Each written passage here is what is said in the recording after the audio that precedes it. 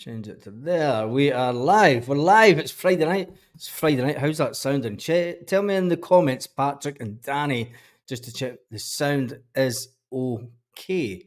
Let me just do this and this. So Celtic play Kilmarnock tomorrow. Only 11 people on, but hopefully that'll catch up in just a minute. Have been a bit busy today, but as of next week, I'm going to put a schedule up of all the, and it's going to be a constant schedule from now on. Right, there's 12 online. I'm not expecting too many people online tonight because it is a Friday. What's this? Right. Shut down some of these screens because they are just taking up space. Right, Brendan Rodgers has obviously been talking about the European blow, and let's face it.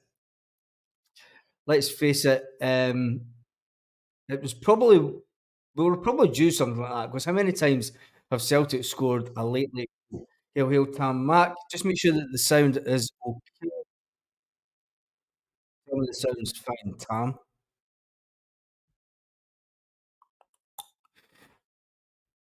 Right, Brendan and the boy, there's 46 online now. Come on, comment. Tell me the sound's okay if you're watching. Even from Belfast, Merv, I'll tell you the sound's fine. Right. Brendan's talking about the European blow in the cruelest of fashions. I'm going to say, right, we need to take that one on the chin because how many times do Celtic score late goals in the league? Sounds like one perfect, Tam. How many times do Celtic score late goals? And we do it all the time. So the fact that it happened to us once, you never want it to happen in a Champions League game, but it did. It did. Sounds fine as long as you leave your Belfast accent. What? Right, let's get back to it. However, the players dusted themselves down. Brendan said after the disappointment and ready to bounce back this weekend. However, there's a double whammy because not only Celtic looked to bounce back, it's got a bit of a revenge mission this game, hasn't it? It's got a bit of a revenge mission for putting us out of the cup. I mean, let's face it, Celtic probably deserved to go out of the cup that day. I mean, we didn't deserve to win anyway. And Kilmarnock basically does what they do. They sat back and then hit us on the break. They're going to play like that tomorrow at Celtic Park. So get ready for a long, boring game until about the 70th minute, 65th minute, once Brendan makes some changes, and then Killie decide to have a go. Killie aren't going to have a go until late on in the game tomorrow. So, we're looking at the pictures from Lennoxtown. Any shock surprises for the pictures? Brendan looking cold. Looks like he's got two jackets on. He must be feeling the cold. And you see the players doing their sprints. Gustav in the background. I wonder who'll start tomorrow. Who will start tomorrow? Brendan Rather, right? Who does he start? That's what that face says to me. He's aged a bit this year. I think he's aged a bit this year since he's came back. Mind you, taking the Celtic job would age anyone. Age anyone. Quite thoughtful in a lot of his pictures. There's a nice one of Callum McGregor trying to smile. And there's Joe Hart, looking like Joe Hart does. Take it was raining again today. And then Benji Siegrist. But there was none of the other keeper, which tells you a lot. There's none of the other keeper at all. Just quickly flicking through the pictures. Oh, there's Marco! There's Marco the Australian. Jesus. He's real. He's alive. He's real. He's not a make-believe figure. Is that bad saying that? Of course not. It's there's Marco. Oh, there you go. Marco's real. And that was it. Right, let's get to some of the comments before we go in. You need a bag of team for 7 soon. Evening Baz says William. John, here's hoping all the zombies take points of our nearest challengers. If you see the odds for St. Mirren tomorrow, McInnes is Ursley's pals Kilmarnock team. Be aggressive, I guess.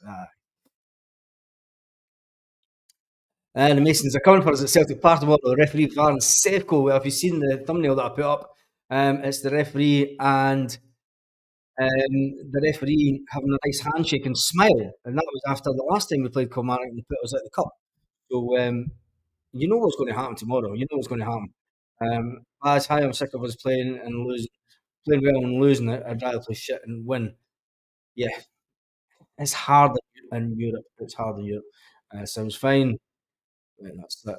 Sounds fine. Sounds fine. Sounds fine. Let's get back up. Right, another bit of news that I want to talk about. Um, John Hartson. John Hartson, who scored quite a lot of goals for Celtic, couldn't resist having a little dig. We're going to have a dig at Sevco first because they come on and they were trying to have had a bit of a dig at us for losing in the Champions League, a late minute goal, and they created a brand new record. Liverpool do like creating records in Europe when it comes to Europe. I mean, remember last year they were the worst ever team in the Champions League. Yes, that's remember. We'll remind them because they'll probably be watching, be sneaking about in the background. They were the worst ever team in the Champions League last season. And this season, they give a little team in green and white. They give them their first ever win in Europe. Oh, how cute! How cute is that, isn't it? Hail Paul Baird. We need to beat the rest of it tomorrow, even in Europe. Looks like it. Yep. Hail for Dublin. Danny Innes says it's great that they have a chance. They're 10 point ahead of them going into the international break. And I want to be as many. I hope that they get done tomorrow. Right. Let's get back to what big John Hartson was saying. John Hartson took to Twitter to congratulate Limassol on their victory. Great win, Limassol. First ever win in the group stages. Uh, you've got to laugh. You've got to laugh. I mean, and then he put up clapping emojis. They obviously beat the Sevco 2-1 on the night. And they took great pleasure in trying to slag us off for heading out for a week tomorrow. I might catch you down at Paddy's next week in Asia. I'm going to go down and watch this Scotland game there. I never usually watch Scotland games, but I'm going to go down because Ewan Boy's coming over. So yeah, Sevco the worst team in Europe last year, exactly. And the Scottish media never mention it. Never mention it. What about right? I'm going to talk about that allocation, John. Now I'm going to show you a picture actually. Let's see. So this has got all my. It's got season tickets and everything from back to season tickets and everything from God past. But there's a picture for the Celtic view, and it's the one and only. You don't see that there. It's light's terrible. It is Tony Stokes. Tony Stokes and myself. You don't see it right. And there's me, Tony Stokes, based on the exact same thing. And that was at a full allocation at Tynecastle. Back in the good old days when we used to get a massive allocation in the Tynecastle, we used to get the full stand. They've now went down to wait a minute, because one of my mates got 2 tickets. It's going to just wind people up. Um, he managed to get 2 of his tickets, only because he goes to near enough every away game. So has he been rewarded? Probably not. It has went down to 576 tickets. 576. You've got it the wrong way around, John. It's 576 tickets. That is if this is the way that they want it, right? And give them 576 tickets. We're going to get a rant here. Is that Kevin? Yes, it is. Me, Kev, and James. Where is it? Yeah, yeah.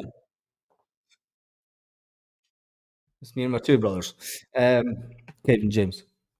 When you look at if this is the way that they want to take Scottish football, now the deal, the TV deal, that's not even the TV deal, the Singe Premiership thing, that on its own is an absolute disgrace because having only 1.5 million dug between 42 clubs, and then when you look at the ridiculous away allocations that we're now getting to try and obviously, I mean, they say it's to up their own fans, but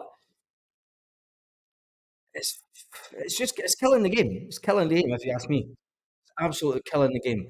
I will talk about it in a second a bit more, but let me just see. Brendan, get back to Brendan Rodgers first. Brendan Rodgers could ring changes against Kilmarnock.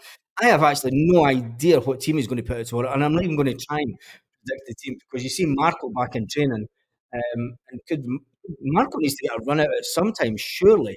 And do you run him out at Celtic Park?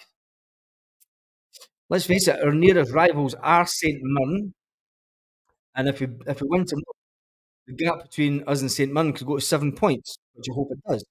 If you look at Celtic at the top of the league, Celtic have played 7, sitting on a goal difference of 12. We've got 19 points. St Mirren are in second place. We've got 15 points. And then you've got the Rangers, the Sevco, sitting on 12 points. Ideally, what you want to happen tomorrow is obviously Celtic win. They two, well, you want St Mirren to win. They play the Sevco, don't they? So, but then when you look at Kilmarnock are down in eighth place with only 7 points. After beating us, they've done nothing. They've done nothing and they won nothing. And that's all it deserves. The frustration of the Lazio game we need to put behind us now. Winning last minute goals. If we score a last minute goal tomorrow, it doesn't make it better. It makes it, well, a win's a win. I'll take a last minute goal tomorrow, but it then puts it in a bit of perspective and a bit of karma. And then this is one of the things I found as well today. New York's supporters club. See that? It's amazing when you dig it out of your stuff. You dig out all your stuff and you find everything that you used to have back home. Right, good news this week, Celtic women. Yep, just wondering if Teal will get a chance. Well, you see him in the training pictures, and Marco, he needs to get a chance. We need to see the guy playing. Surely he's over his injury that he came. I mean, Celtic, we're almost at the point where we're quarter of the way through the season. And he's never even been on the bench. So hopefully Marco gets in and gets some game time, but I'm not even going to try and predict the team tomorrow, so don't even ask me. Brendan will obviously be looking to make some changes, rest a couple of players after that effort during midweek, and then also bear in mind that the international break is coming up. So many of our players will be away to represent their countries. It could be the case that it could give Dyson, could give Hugo a rest, give Owen Lewis Palmer starting slots. Tony Ralston could come in, Alistair Johnson, Tomoki Awata, Paolo Bernardo, Odin. Um, all players need game time, but is it the game? And I'm going to be honest here. That one of the things that some of my mates were going on about the European game the other night. Wonder if I rest Atati. I think you should rest Atati, but and then I got bollocked for saying that. People were saying, "Oh, you do. You're just a guy with a YouTube channel. You're watching it, and you all have your same view. You know, it's one Celtic fan's view." Anyway, players that would give a rest and is it a game at Celtic Park? Because let's face it, if we go in at 0-0 in the sort of 80th minute, you're going to get fans getting their back up, and they're going to be too happy. They're not going to boo the team like that sad lot over the roads, but quite a few of the guys on the group chat were moaning about how many people left the game on the other evening when it was 1-1. It was 1-1, and people started to leave the game, and that's just modern day fans. And I know we get there were a lot of them moaning about the fact that half the stadium wouldn't sing. But is this weekend the type of game where you can change a lot of the players? And I don't think it is. Brendan has to go out. Hopefully Bernardo gets a shout. I hope so too. You think that Brendan has to play his best team. Atati is overrated and becoming a liability, says Robert. Right? I'm going to put that on the screen, Robert, because a lot of people think I just make this up and that people don't say it, and I'm just having a dig at Hatati. When I see the comments and I mean, I could probably put a poll up, and you are probably surprised. Can I do that just now? Actually, let me just see if we can do this live. There we can. Start a poll. Start a poll. Should Celtic drop you? Yes, no. Right, I've just started a poll, so go to the top of the chat, and I've just said, should Celtic drop Rio? Let's do obviously it's an informal poll. There's only 123 people online just now. But hopefully, the stats speak for themselves. Yeah, they do. Hatati is over able to come on ability. Hatati does not look fit, and it looks a yard off the place. Right, I'm going to keep this poll running to the end of the live. And it's interesting. It's a bit like an independence referendum vote. It's 59% yes, 41% no, and it's 30 votes in it. It's 60, yeah, it's 31 votes.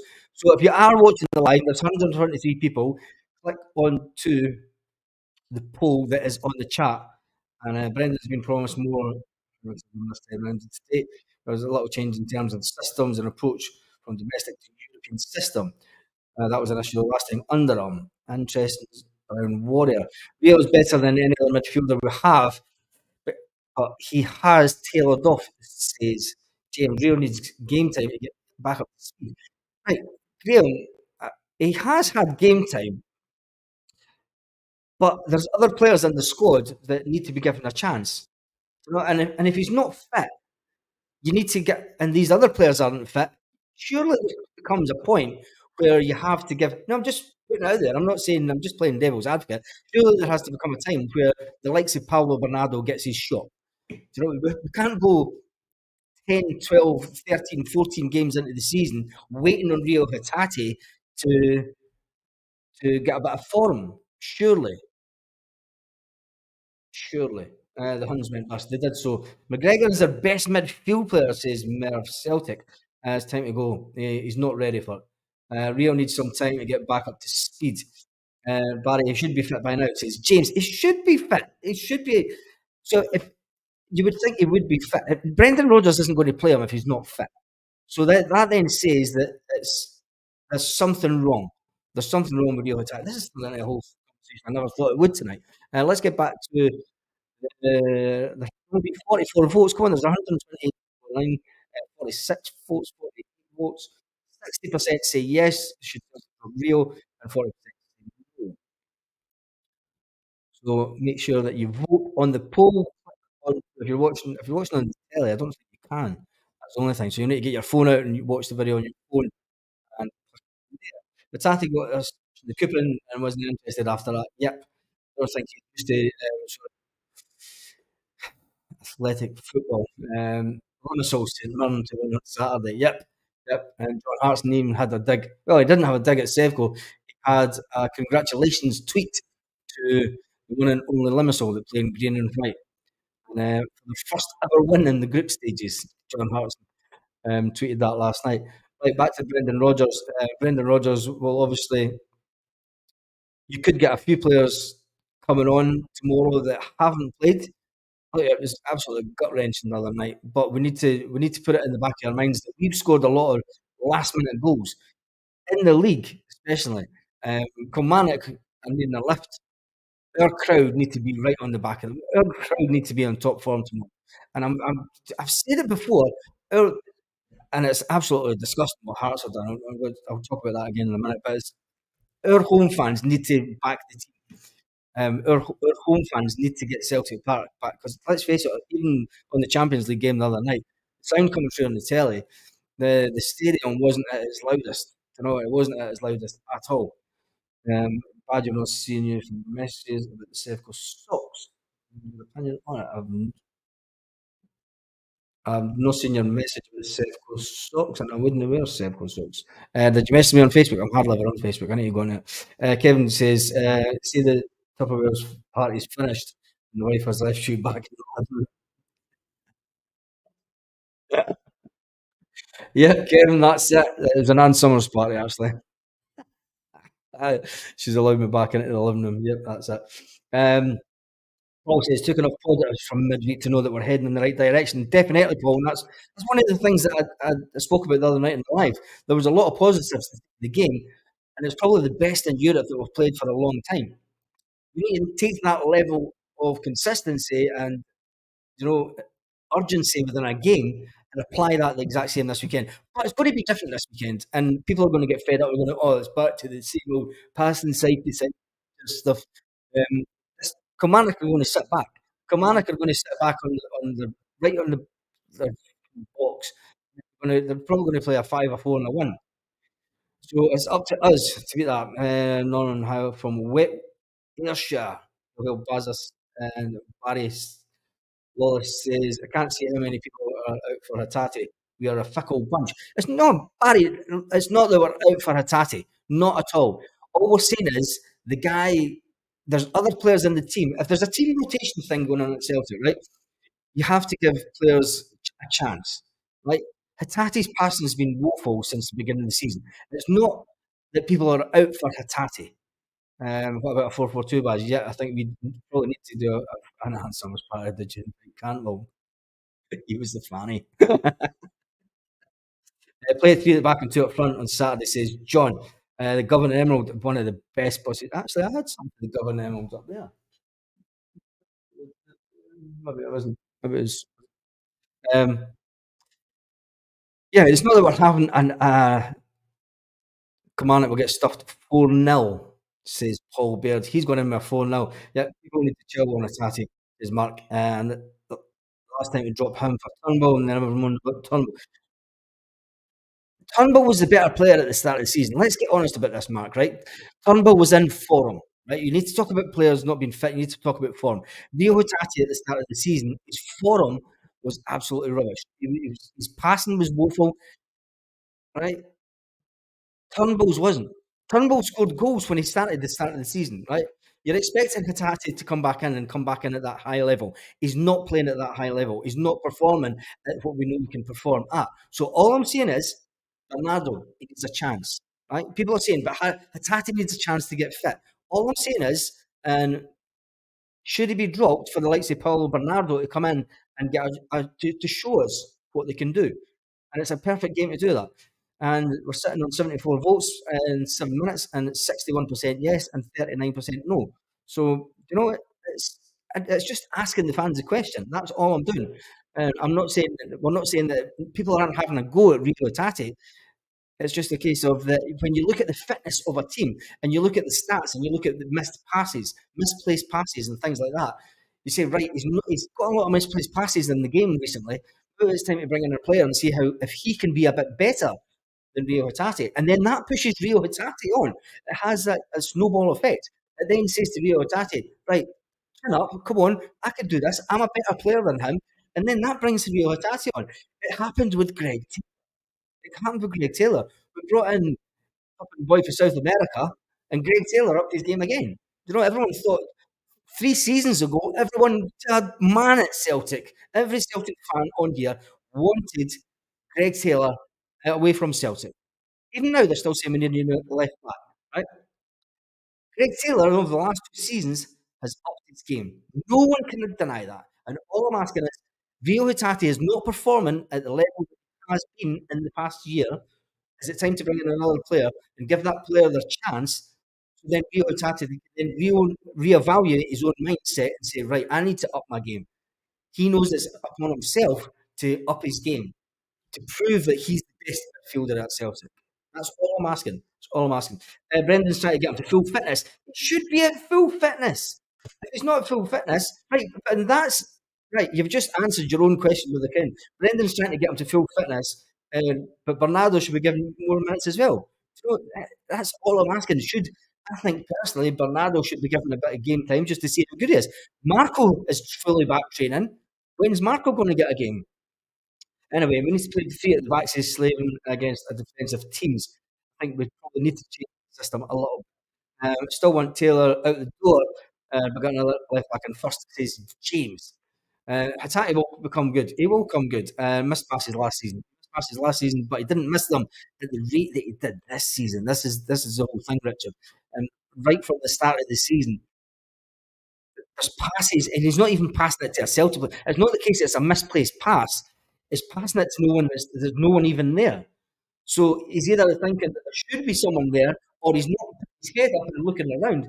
He knows that if he gets the ball, he knows that maybe a player should be at this angle, but he's not getting his head up and he's not looking to see if that player is at that angle.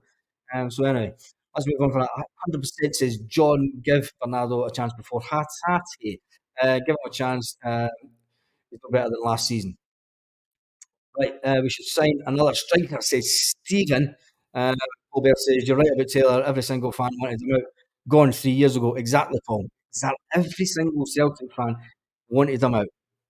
I mean, I was still going to games 3 years ago before we moved here, and people were talking about him then, saying they wanted him out. They wanted him out that in the 2019-2020 season. Anyway, Paul says, I watched the Celtic game and never laughed so much in my life. Hell. Paul, if it's sunny Dunfermline, I bet you it's not 30 degrees outside. Hatate should sit on the bench and come on in the 60th minute. This will give him time to watch the game and hopefully be more determined when he comes on. Exactly, Hazel. I'm going to show that one up just because you deserve that. Hazel, yeah, exactly. That's exactly my thoughts behind it as well. He needs to look when he's passing. That's his biggest problem. It's not his biggest problem when see when you're on when a team is in full flow, right, and when you're in a really good team. Man United, when it was at its best under Fergie, players would pass knowing that another player was going to be there. Hatate's that good a player. Right? We're not saying he's a bad player. Hatate is that good a player. Hatate can go to the next level easily, easily, quite easily. Right? It's about getting all the players around about him, but then maybe sometimes what I'm trying to say is when Fergie has had his team, players didn't need to look because they would get the ball. They know that there's another player going to be in that position. They do it in training. They do it in training. Maybe Hatate is because they're doing it in training that much. Hatate's expecting the player to be there. He gets the ball there. It's like, "Oh, what's going on? Maybe it's because Hatate's that good that he's making everyone else look bad around the bottom. They're looking bad himself. Anyway, Kaiser, you legend. James Smith says, Paul, great laugh. I watched it too. I used to watch it. Heat. Full game was like a carry on. Celtic Univer Colin says, Hatate clearly not in form, gives the ball away, and instead of the team forwards. Diane says, evening. Palmer has to be starting over Yang. He's made more of a difference after the gate and during the game. Yeah, Brendan Rodgers has been talking about that. Brendan Rodgers has been talking about the players that he's been talking about specifically the young Lewis situation, and basically says that Lewis Palmer, coming from South America, isn't used to the intensity of Scottish football. He's not been used to the intensity of Scottish football, so it's taken him a little bit of time to get up to speed with the Scottish game. Um, so he said that's the reason that they're just bringing players in bit by bit, which then comes to say, well, you've got Marco in a picture on Celtic training. There's Marco there. And he's looking a bit, am I meant to be here? Um, yeah, when is Marco going to get a game? He needs to get on the bench at some point. But then who do you drop? Who do you drop from the team and the squads to bring in on the bench to then maybe get 10 minutes? It's a bit unfair to the people that have been on the bench for weeks and maybe not got a James Forrest, for instance, to then drop a player like that, bring in Marco Tillo to sit on the bench and then come on and try and prove something in the last 20 minutes of a game. Oh, who would be Celtic manager? I tell you, not me. Well, I would on FIFA if I could play FIFA. But I don't play FIFA. Anyway, Dan says that could be another Haksabanovic coming off the bench, but rubbish starting. Drop Yang for Awata. Says Stephen. Awata doesn't play in the same position as Yang. Then as a Celtic guy due to come back, says Stephen Kelly. Well, he's back training. He's been back training for weeks now, um, and it's just I don't know. It's good. Anyway, let's talk about Tynecastle. Let's talk about Hearts because them coming Celtic away day at Tynecastle used to be a fantastic thing. Used to be a fantastic thing. Going for the full Roseman stand, received just one session, down from 3,500 a few years ago, down to 1,264 last season, down to 576 this season. I mean, our Hearts. You know what annoys me about Hearts, right? Is the Hearts CEO said back in July, we're very much focused on what our own home fans would want. We're in a really great position at the moment. We have 15,000 season tickets, and we could actually have a waiting list now of 7,000. Huge demand from our fans. How come Celtic, we're taking this decision, apart from Hibs, right? Apart from Hibs, because they want to keep the old Edinburgh derby going. Apart from Hibs, everyone else will get one section in the away end. Come to an agreement with Hibs, which is great to keep the derby as it should and make an atmosphere. So they don't want an atmosphere when Celtic come or even Sevco because they take a big away. Aberdeen, Aberdeen can take a big away fans. So they want to. They're killing the Scottish game as a as something for you to watch on the telly around the world because we have Celtic fans all around the world, and if we want this to be a fantastic entertainment thing to sell around the world, giving away fans 576 tickets is just ridiculous. And I hope Celtic Repay that. Hope Celtic only give them 576 tickets. It's just absolute nonsense. The fact that they've come to an agreement with Hibs, Hibs get the full stand, but they can look after their own support. We'll do the same. But then it's just tit for tat, and as we've seen with the Sevco, it just kills the game. It kills the game. It kills the atmosphere, and it kills what we offer on TV. I mean, it just kills what we offer on TV. What's the code word for tonight? No idea. I'm not on. I think Tat has been reading too much of the Daily Hun. Probably. Let's go back to let's see what. There are 99 votes in 16 minutes. 64% say yes, Celtic should drop Rio, and 36% say no, don't drop Rio. There's now 100 votes. 100 votes and it's still at 64%. 36%. So there's 148 only watching online. Right. I'm going to let you go and listen to Sevco FM, and then I'm probably going to jump on it again later tonight, and then we'll talk about the Motherwell team. Right? So this is only part one of the live tonight. We'll jump on a live tonight later on. So watch out for the channel, and it'll be after you've all had your fun on Super Scoreboard. Paul Baird says, I've been at Hearts away games years ago and it was brilliant. And it's not now with the ticket allocation. Paul, I don't know if you've seen the start of the video. This, where is it? There's a picture on here. Let me just see if I can get it to focus in. This picture, that one there, where is it? Where's my hand? That there is me. And then there's Tony Stokes. And that's at a full stadium. That's at a full stadium at Hearts. And that's when Tony Stokes scored a goal, and me and Tony cuddled each other. It was fantastic. It was a brilliant day. And that was when we could get the full stand. I know you can see the Rafferty flag right in front of me. Back in the day. Anyway, long time ago. And that also, Jesus, not on the mic, and that also has the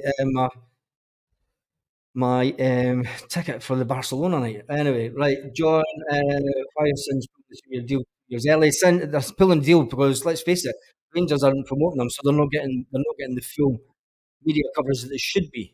Right, let's talk about.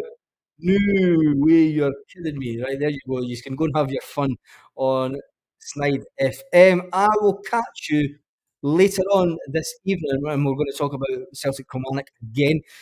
And we're going to talk about the team. We're going to talk about the team. What is the code word? Right. What is the code word? Just no. Aye, Kaiser. There's the code word. There's the code word for tonight. Right. Kaiser gets the last word on that note. Have a fantastic evening, and I'll see you in a couple of hours.